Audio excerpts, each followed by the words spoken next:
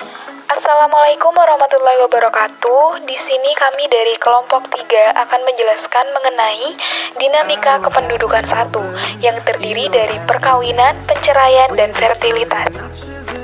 Di sini kami terdapat 8 anggota. Yang pertama ada Eka Briza Erdiana NIM 01, yang kedua ada Sofiatul Ummah NIM 15, yang ketiga ada Aditya Saputra NIM 24, yang keempat ada Febri Johan Saputra NIM 29, yang kelima ada Faridatul Hasna NIM 38, yang keenam ada Eka Nur Afifah NIM 39, yang ketujuh ada Aisyah Kamelia Andani NIM 43, kemudian yang terakhir ada Muhammad Aryo Pangestu NIM 180. Kemudian penjelasan yang pertama akan dijelaskan oleh Faridatul Hasna. Silakan. Assalamualaikum warahmatullahi wabarakatuh. Saya Faridatul Hasna NIM 38. Di sini saya akan menjelaskan mengenai dinamika penduduk.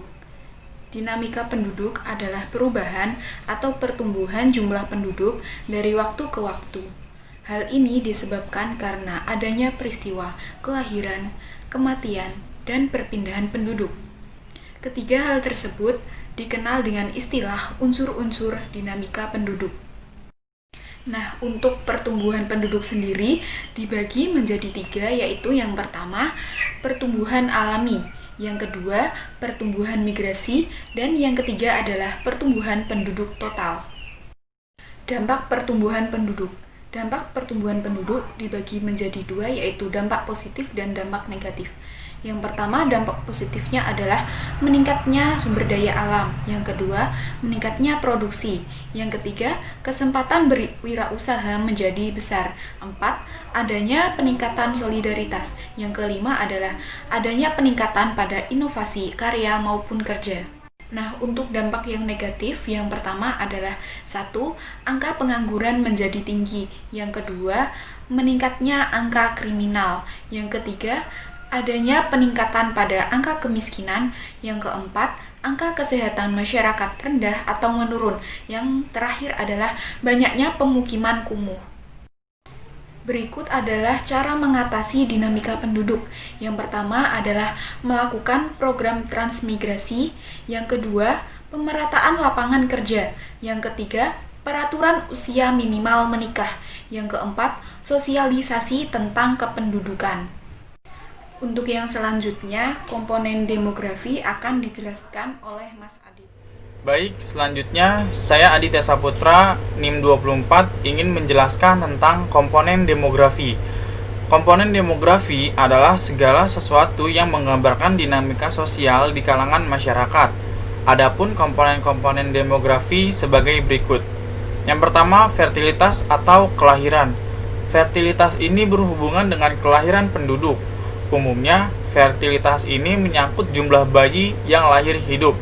Namun terkadang, tingkat fertilitas juga diukur dari jumlah anak per pasangan. Yang kedua, mortalitas atau kematian.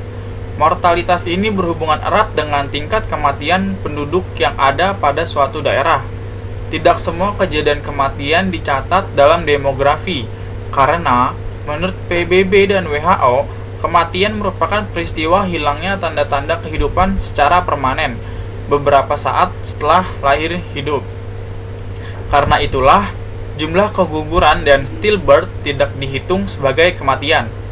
Tingkat kematian di suatu daerah dengan daerah lainnya tentu saja berbeda, tergantung dari berbagai jenis faktor yang mempengaruhinya. Besar kecilnya tingkat kematian ini akan memberikan petunjuk kepada pemerintah tentang bagaimana tingkat kesehatan dan kesejahteraan penduduk tersebut yang ada di suatu daerah. Yang ketiga ada perkawinan.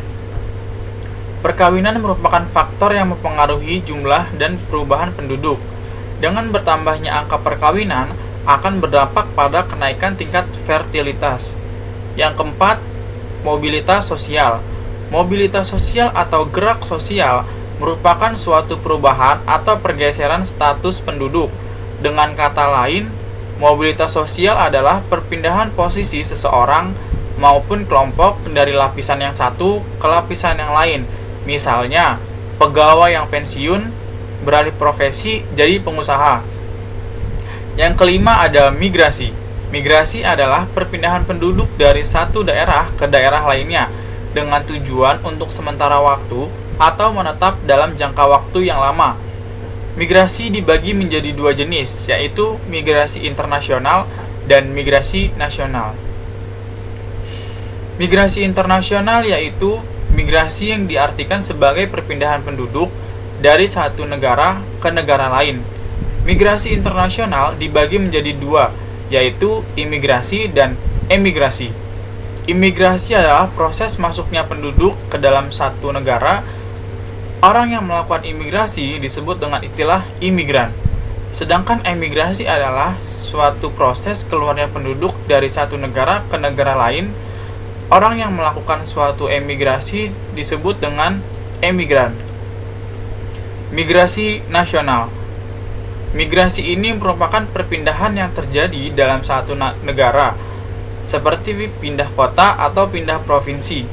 Migrasi nasional dibagi menjadi dua jenis, yaitu urbanisasi dan transmigrasi. Urbanisasi adalah perpindahan penduduk dari desa ke kota, sedangkan transmigrasi merupakan perpindahan penduduk dari kota ke desa. Terima kasih. Selanjutnya akan dijelaskan oleh Aryo.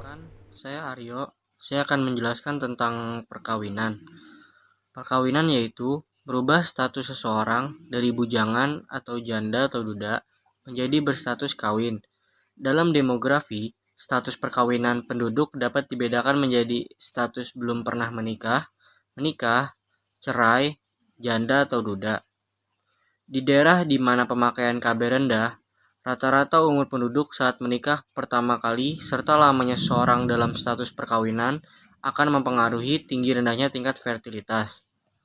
Selanjutnya ada tujuan perkawinan. Yang pertama, untuk mendapatkan keturunan. Lalu, untuk meningkatkan derajat dan status sosial baik pria maupun wanita. Terus, mendekatkan kembali hubungan kerabat yang sudah renggang. Dan agar harta warisan tidak jatuh ke tangan orang lain. Selanjutnya ada bentuk-bentuk perkawinan. Bentuk perkawinan ada dua, yaitu monogami dan poligami. Yang pertama monogami. Mono artinya satu, dan gamos artinya kawin, yaitu perkawinan antara satu orang laki-laki dan satu orang perempuan. Yang kedua poligami. Poli berarti banyak dan gamos berarti kawin, yang artinya yaitu perkawinan antara satu orang laki-laki atau wanita dan lebih dari satu wanita atau laki-laki. Dengan kata lain, beristri atau bersuami lebih dari satu orang. Poligami dibagi menjadi dua, yaitu poligini dan poliandri. Nah, selanjutnya ada konsep perkawinan dalam Undang-Undang Perkawinan Nomor 1 Tahun 1974. Perkawinan adalah ikatan batin antara seseorang pria atau seorang wanita sebagai suami istri dengan tujuan membentuk keluarga atau rumah tangga yang bahagia dan kekal berdasarkan ketuhanan yang Maha Esa. Untuk laki-laki minimal sudah berusia 19 tahun dan untuk perempuan harus sudah berusia minimal 16 tahun. Jika menikah di bawah usia 21 tahun, harus disertai dengan izin kedua atau salah satu orang tua yang ditunjuk sebagai wali. Selanjutnya ada data pernikahan di 10 kabupaten terbanyak di Provinsi Jawa Timur pada tahun 2018. Yang pertama ada Malang, yang lalu Jember, yang ketiga Banyuwangi, keempat Pasuruan, yang kelima Sidoarjo, yang keenam Kediri, yang ketujuh Jombang, yang kesembilan Bangkalan, Lamongan, dan Sampang. Mungkin itu saja penjelasan dari saya. Selanjutnya dijelaskan oleh Eka Nur Afifah. Baik, di sini saya akan melanjutkan apa yang dipresentasikan oleh Aryo. Perkenalkan, nama saya Eka Nur Afifah, NIM 39. Di sini saya akan menjelaskan konsep perceraian. Menurut Kamus Besar Bahasa Indonesia, perceraian adalah pisah atau putusnya hubungan suami istri atau talak. Sedangkan secara harfiah, pengertian perceraian adalah berakhirnya suatu perkawinan secara agama dan hukum. Sedangkan menurut KUHP pasal 207, perceraian merupakan penghapusan perkawinan dengan putusan hakim atas tuntutan salah satu dalam perkawinan berdasarkan alasan-alasan yang terdapat pada undang-undang. Jadi, secara yuridis, istilah perceraian berarti putusnya perkawinan yang mengakibatkan putusnya hubungan sebagai suami istri. Ada dua jenis perceraian.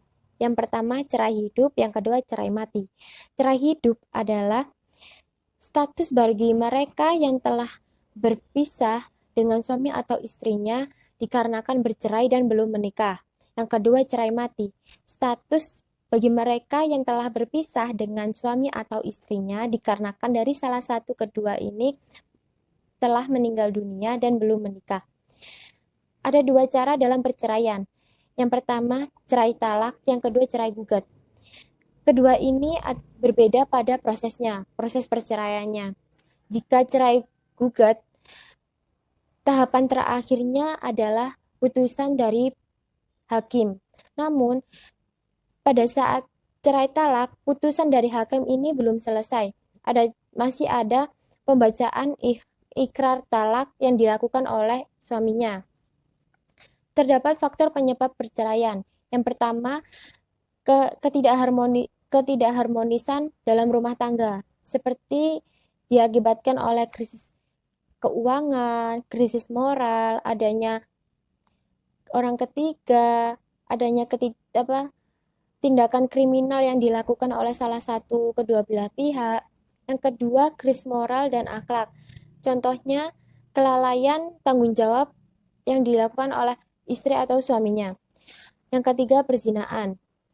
Yang keempat, pernikahan tanpa cinta. Yang kelima, adanya masalah-masalah dalam perkawinan. Dalam perceraian ini terdapat dampak perceraian. Yang pertama, berdampak pada anaknya. Jika anak yang terakhir dalam pernikahan mereka anak-anaknya merasakan sedih bila orang tuanya mereka bercerai. Dan juga pada saat mereka sudah dewasa, mereka akan takut jika mereka berhubungan dengan lawan jenis yang dikarenakan dulunya mereka trauma karena orang tuanya tadi bercerai. Dua, orang tua dari pasangan mereka. Sebagai orang tua, mereka juga merasakan takut anak mereka yang bercerai akan menderita karena perceraiannya. Yang ketiga, bencana uang. Bencana uang, contohnya, jika suami atau mantan suami ini dulunya adalah pencari nafkah dan istrinya tidak mencari nafkah atau tidak bekerja, maka istrinya tadi kehilangan pendapatan uang sama sekali. Jadi tidak ada uangnya saat mereka sudah bercerai. Begitu sebaliknya. Masalah pengasuhan anak. Yang kelima, tekanan status sosial yang menyatakan bahwa mereka janda atau duda. Terdapat contoh yaitu tingkat perceraian dalam cara cerai talak dan cerai gugat di Provinsi Jawa Timur berdasarkan 10 kabupaten tertinggi pada 2018. Pada 2018, perceraian dalam cara cerai talak dan cerai gugat di Provinsi Jawa Timur berjumlah 57.812. Namun, kita menggunakan 10 kabupaten tertinggi. Jumlah perceraian pada 10 kabupaten tertinggi terdapat pada yang pertama pada Kota Malang dengan jumlah 6.876, dengan kota yang paling terendah pada Kota Lamongan dengan jumlah 2.476. Pada jumlah perceraian ini kita bagi menjadi dua, yaitu cerai talak dan cerai gugat. Pada cerai talak, kota yang paling tertinggi adalah pada Kota Malang dengan jumlah 2.156, dan yang kedua yaitu Kota Banyuwangi dengan jumlah 2.050. Dan yang kota yang paling terendah yaitu Kota Jombang dengan jumlah 656. Sedangkan cerai gugat, kota yang paling tertinggi adalah Kota Malang dengan jumlah 4.720, dengan kota yang paling terendah mengalami cerai gugat yaitu Kota Lamongan dengan jumlah 716. Baik, selanjutnya akan dijelaskan oleh Sofia. Di sini saya akan melanjutkan presentasi dari kelompok saya, yaitu tentang fertilitas. Fertilitas dalam pengertian demografi adalah kemampuan wanita secara real untuk melahirkan. Istilah fertilitas sendiri memiliki arti sama dengan kelahiran hidup, yaitu terlepasnya bayi dari rahim seorang perempuan dengan adanya tanda-tanda kehidupan, seperti berteriak, bernafas, dan jantung berdenyut. Apabila pada waktu lahir tidak ada tanda-tanda kehidupan, disebut dengan lahir mati. Dalam kelahiran ini, tidak dianggap sebagai peristiwa kelahiran dalam demografi.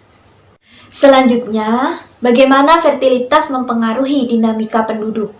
Data yang digunakan adalah variabel dinamika populasi, seperti jumlah kesuburan dan kematian bayi. Sedangkan variabel kontrol adalah jumlah tenaga kerja, tabungan, dan pengeluaran pemerintah untuk perekonomian.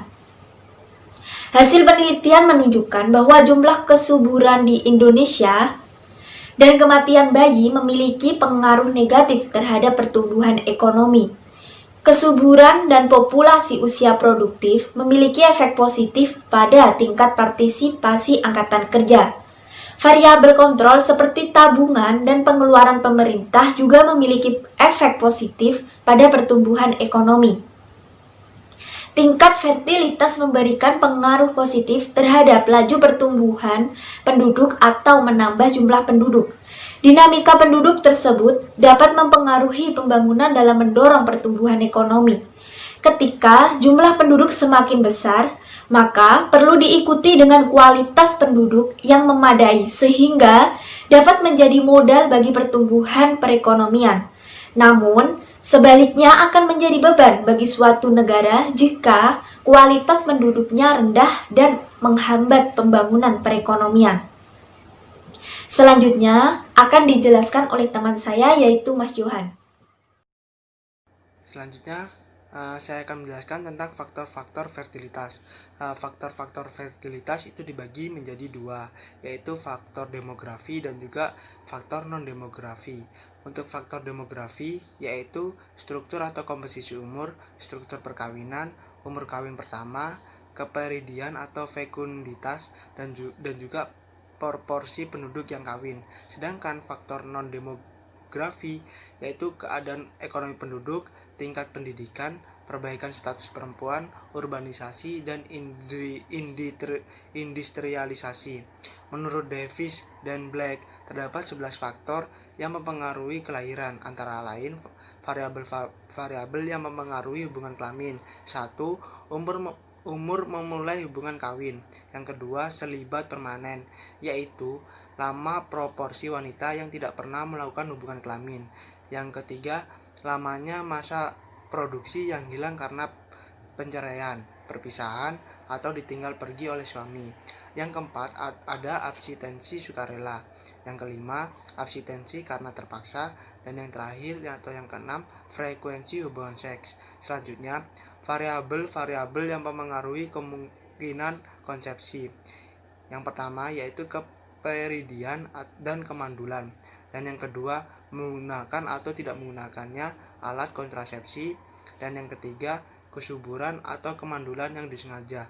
Selanjutnya, variabel-variabel yang mempengaruhi kehamilan dan juga kelahiran dengan selamat, yaitu 1. Kematian janin oleh faktor yang tidak disengaja, dan yang kedua, kematian janin oleh faktor yang disengaja. Terima kasih.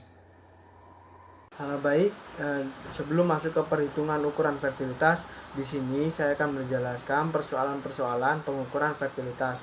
Persoalan yang pertama yaitu pengukuran fertilitas lebih kompleks dibandingkan dengan pengukuran mortalitas, karena seorang perempuan hanya dapat meninggal satu kali, tetapi ia dapat melahirkan bayi lebih dari satu kali.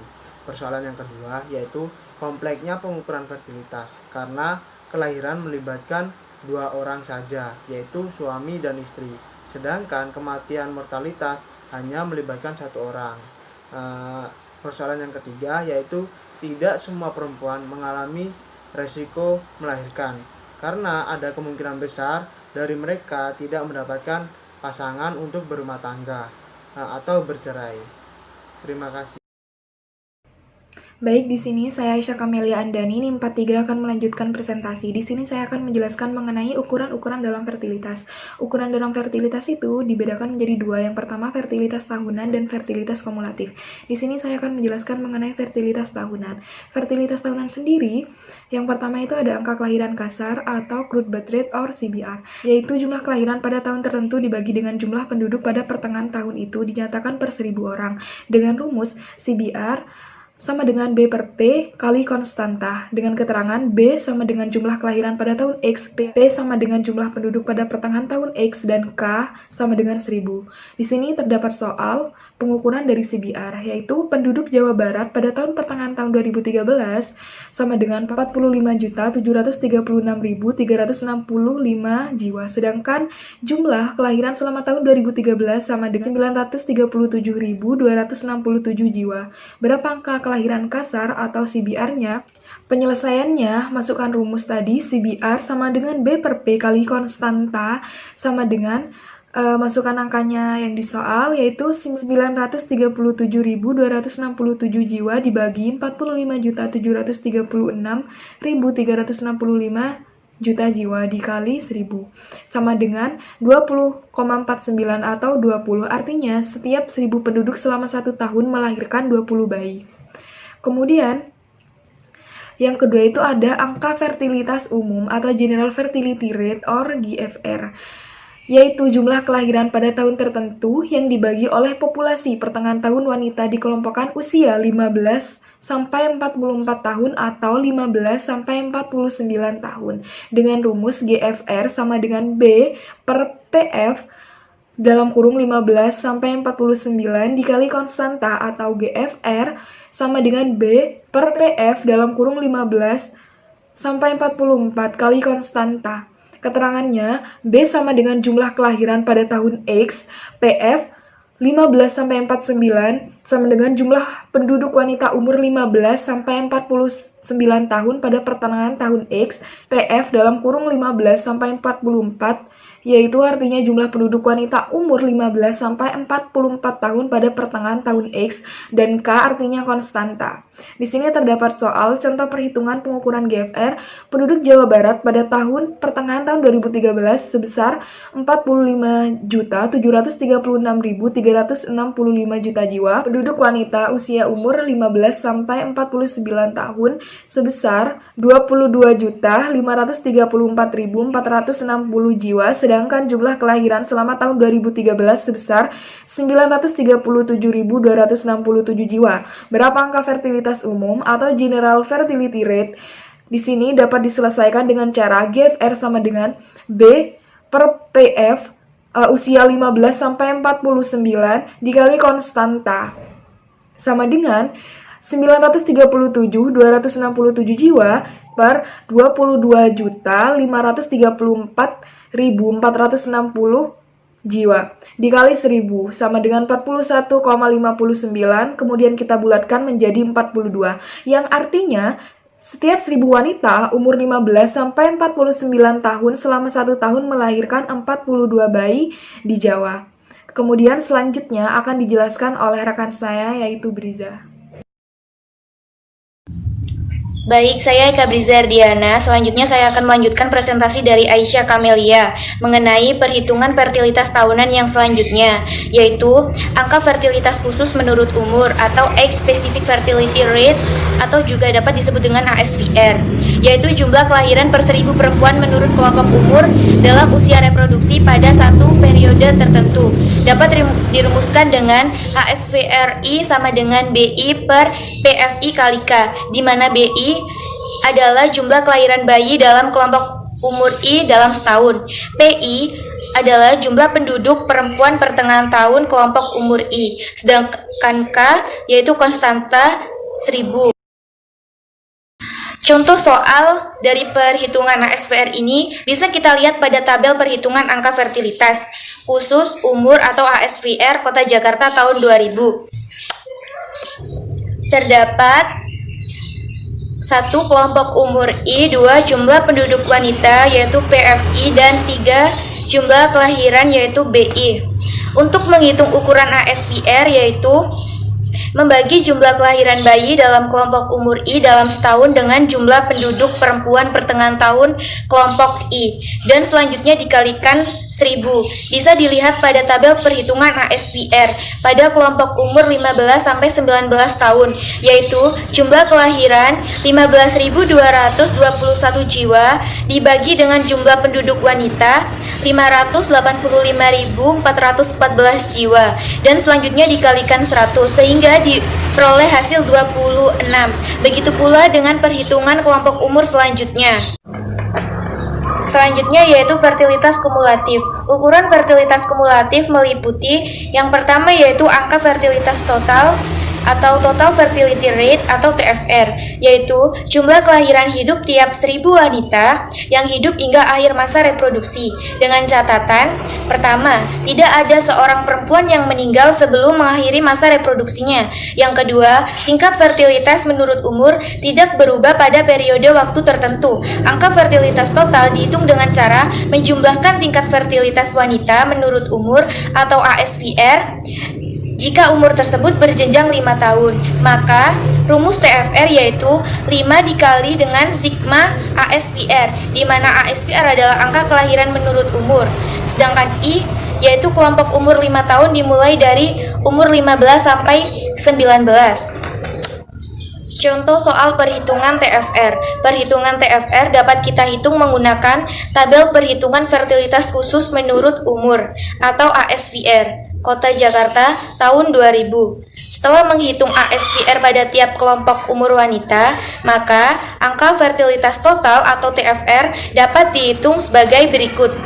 TFR sama dengan 5 dikalikan sigma ASPR. 5 merupakan rentang tahun dari umur 15 sampai 19 tahun, sedangkan sigma ASPR merupakan jumlah dari hasil ASPR pada tiap kelompok umur. Jadi TFR sama dengan 5 dikalikan 26 ditambah 97 ditambah 122 ditambah 85 ditambah 41 ditambah 10 dan ditambah 14 sama dengan 5 dikalikan 385, sehingga hasilnya 1.925 per 1000 perempuan usia 15 sampai 49 tahun, atau rata-rata 1,9 orang anak dilahirkan oleh tiap perempuan usia 15 sampai 49 tahun di Kota Jakarta. Ukuran fertilitas kumulatif yang kedua yaitu angka reproduksi bruto atau gross reproduction rate atau GRR, yaitu rata-rata jumlah anak yang dilahirkan oleh seorang perempuan selama masa hidupnya dengan mengikuti pola fertilitas dan mortalitas yang sama seperti ibunya. GRR dapat dihitung dengan cara pertama, jika diasumsikan rasio jenis kelamin atau sex ratio pada saat dilahirkan bayi yang dilahirkan oleh tiap kelompok umur adalah sama, maka rumus GRR yaitu 100 per 100 plus SR0 dikali TFR, di mana SR0 yaitu sex ratio pada saat lahir. Yang kedua, jika diketahui banyaknya bayi perempuan untuk masing-masing kelompok usia ibu, maka rumus GFR yaitu GFR sama dengan 5 dikali sigma ASPR FI, di mana ASPR FI yaitu ASPR yang dihitung hanya untuk kelahiran bayi perempuan pada kelompok umur reproduksi.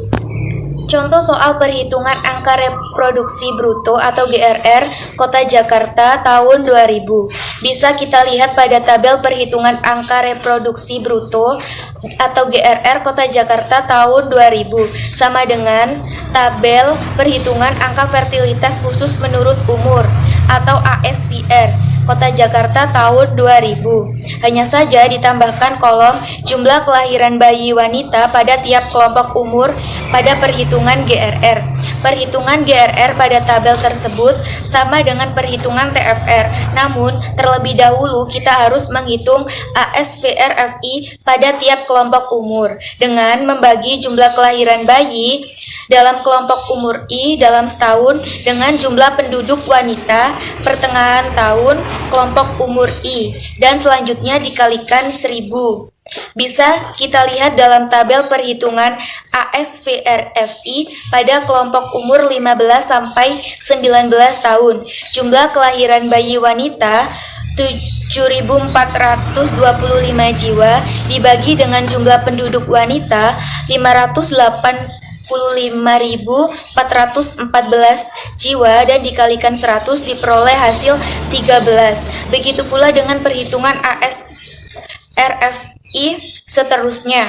Setelah ASVRI pada tiap kelompok umur sudah diketahui hasilnya, baru bisa menghitung GFR, yaitu GFR sama dengan 5 dikalikan sigma ASVRFI sama dengan 5 dikali 13 ditambah 47 ditambah 60 ditambah 41 ditambah 20 ditambah 5 ditambah 2 sama dengan 5 dikalikan 188, sehingga hasilnya 940 per 1000 perempuan usia 15 sampai 49 tahun atau 0,94 dibulatkan menjadi 1 tiap perempuan usia 15 sampai 49 tahun. Artinya, rata-rata jumlah anak perempuan yang dilahirkan oleh seorang perempuan usia 15 sampai 49 tahun selama masa hidupnya dengan mengikuti pola fertilitas dan mortalitas yang sama seperti ibunya adalah sebanyak 0,94 atau 1 orang. Yang ketiga yaitu angka reproduksi neto atau neto reproduction rate atau NRR, yaitu angka rata-rata jumlah anak perempuan yang dilahirkan oleh seorang perempuan selama masa hidupnya dan akan tetap hidup sampai dapat menggantikan kedudukan ibunya dengan mengikuti pola fertilitas dan mortalitas yang sama seperti ibunya. Angka reproduktif neto atau NRR dapat dirumuskan sebagai berikut. NRR sama dengan 5 dikalikan sigma ASFRFI dikali 5LX per L0, di mana 5LX per L0 sama dengan probabilitas kematian bayi dalam usia reproduksi. Contoh soal perhitungan angka reproduksi neto atau NRR, Kota Jakarta tahun 2000. Kita lihat pada tabel perhitungan angka reproduksi neto atau NRR bisa dikatakan sebagai perhitungan lanjutan dari angka reproduksi bruto atau GRR. Pada perhitungan NRR ditambahkan kolom rasio bayi masih hidup sampai usia ibunya. Perhitungan NRR pada tabel tersebut sama dengan saat menghitung GRR sebelumnya. Namun sebelum menghitung NRR, terlebih dahulu harus menghitung berapa jumlah bayi yang diharapkan tetap hidup per 1000 perempuan pada tiap kelompok umur wanita dengan cara mengkalikan perhitungan ASFRFI yang diperoleh dalam tabel GRR dengan rasio bayi masih hidup sampai usia ibunya. Bisa kita lihat pada tabel, yaitu perhitungan bayi yang diharapkan tetap hidup per 1000 perempuan pada kelompok umur wanita 15 sampai 19 tahun, yaitu perhitungan ASVRFI kelompok umur wanita 15 sampai 19 tahun sebesar 13 dikalikan dengan rasio bayi pada kelompok umur wanita 15 sampai 19 tahun, yaitu 0,8.849 sehingga diperoleh 11,5. Begitu juga dengan perhitungan selanjutnya pada tiap kelompok umur wanita. Dengan demikian, NRR di Kota Jakarta pada tahun 2000 adalah NRR sama dengan 5 dikalikan sigma ASFRFI sama dengan 5 dikali 11,5 ditambah 41,2 ditambah 51,9 ditambah 35,0 ditambah 16,8 ditambah 4,1 ditambah 1,6 sama dengan 5 dikali 162,1 sehingga hasilnya 810,5 per 1000 perempuan atau 0,8 perempuan usia 15 sampai 49 tahun. Artinya, rata-rata jumlah anak perempuan yang dilahirkan oleh seorang perempuan dan akan tetap hidup sampai menggantikan ibunya sebanyak 0,8 atau 1 orang.